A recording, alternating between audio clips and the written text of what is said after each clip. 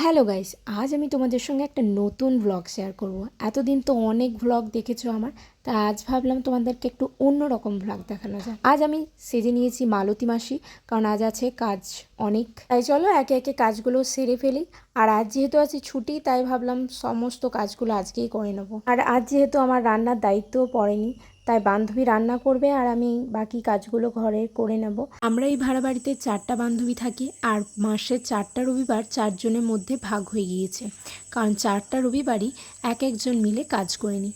তো আরও দুজন ছিল না, বাকি সাথী এবং লৌকিতা আজকে নতুন আমাদের রুমে এলো, তাই আমার কাজের দায়িত্ব পড়েছিল রবিবার দিন।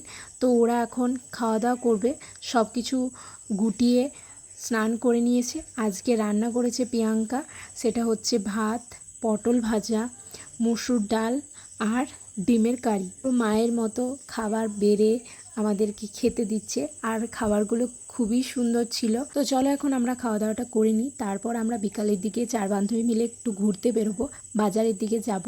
তো এখন আমরা চলে এসেছি সেই বাজারে, আসবো আর কেনাকাটা করব না এটা তো হতেই পারে না। আর মেয়ে বলে কথা, কিছু জিনিস দেখলেই তো কিনতে ইচ্ছা করে। তারপর আমরা কোল্ড ড্রিঙ্কস খেয়ে চলে এলাম রুমে। রাতে ডিনারের জন্য রুটি আর ডিম ভুজিয়া বাইরে থেকে কিনে নিয়ে এসেছিলাম, আর বাড়িতেই আলু ভাজা বানিয়ে চলো খাওয়া যাক। সকাল সকাল ঘুম থেকে উঠে ডিউটির জন্য রেডি হয়ে গেছি। আজকেও আছে মর্নিং শিফট ডিউটি, আর টিফিনে নিয়ে গেছিলাম ম্যাগি করে।